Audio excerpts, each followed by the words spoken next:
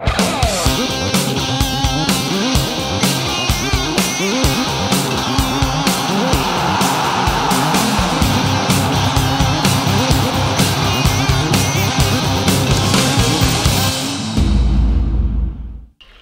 à tous dans ce nouveau numéro de Foot de Lille Mag.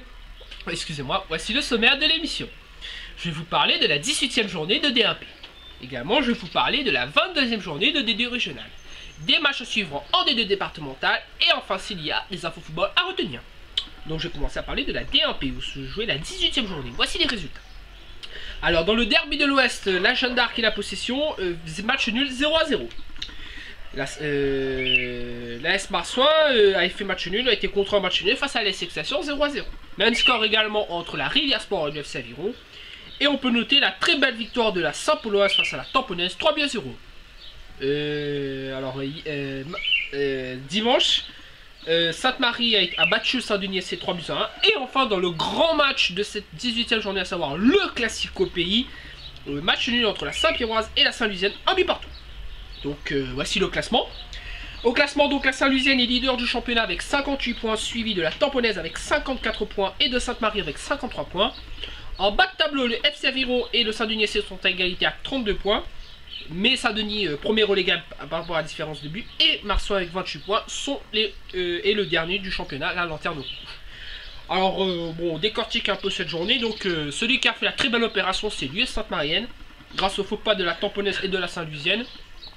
Ça permet de revenir. Saint-Marie revient à 1 point des tamponnés et à 5 points des Saint-Lusiens. Alors surtout que la Saint-Marie aura 2 matchs capitales dans les 2 prochaines journées. Pourquoi? Puisqu'ils affrontent respectivement la Tamponnaise et la Saint-Lusienne. Donc là on va voir vraiment si Saint-Marie a l'étoffe d'un champion ou bien si elle devra se contenter de jouer le haut de tableau. Mais on peut imaginer que Saint-Marie se laissera pas faire et fera tout pour aller gagner les deux prochains matchs. Bon, on peut noter que le grand perdant de cette journée c'est la Tamponnaise, puisque sa défaite, bon certes l'écart n'est pas creusé avec la Saint-Lusienne, mais on peut noter que cette défaite pourrait amaigrir les chances de titre des tamponnés. Bon, attention quand même, ils vont essayer de se relancer face à Sainte-Marie le week-end prochain. Alors côté relégable, on peut noter que c'est Saint-Denis qui est le grand perdant. Pourquoi? Puisque cette défaite le font passer relégable à la différence de but, avec une différence de moins 14, tandis que le FC Aviron a une différence de moins. Alors on peut noter aussi que l'AS Marsouin est dans une situation très inconfortable, et si elle veut assurer son maintien, doit impérativement gagner ses prochaines rencontres. Chose qui sera compliquée puisqu'ils reçoivent, ils se déplacent sur le terrain des leaders. Bon, nous verrons ça très prochainement. Voilà ce qui concerne pour la D1. Allez, maintenant on va passer à la D2 régionale où se jouait la 22e journée. Voici le programme. Dans le match de la peur entre la Gauloise et l'Entente Suzanne-Bagatelle, match nul 2 buts partout. Mais ce match nul pourrait avoir de très lourdes conséquences pour l'Entente Suzanne-Bagatelle qui, selon le quotidien, a déjà quasiment un pied en D2 départementale. Dans les autres résultats, l'Entre-deux et le SDFA font match nul 1 but partout. Victoire importante de la Redoute face au Tambour SC. Match nul entre le Côte de Saint-Pierre et le 3 Bassins FC 0-0.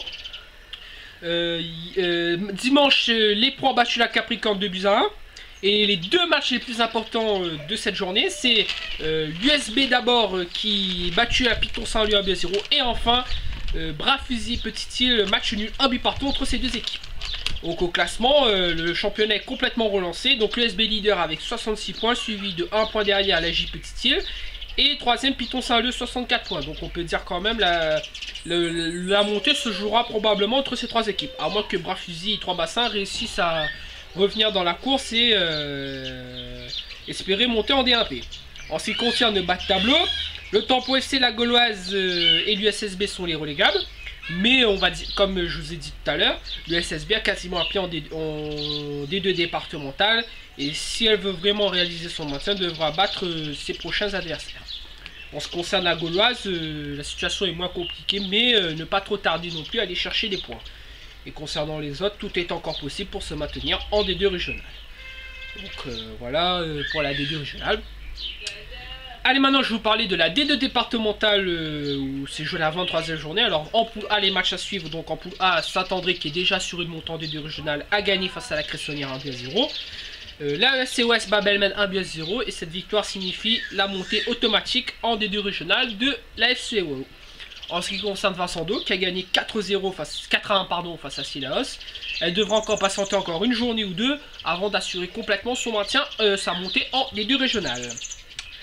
Donc voilà en ce qui concerne donc pour la D2 départementale. Allez, maintenant donc je vais vous parler brièvement du football océanien pour vous dire que le championnat mauricien reprend ce week-end, dès vendredi plus précisément. Donc Foot de Lille va suivre pour vous ce championnat de première ligue mauricienne.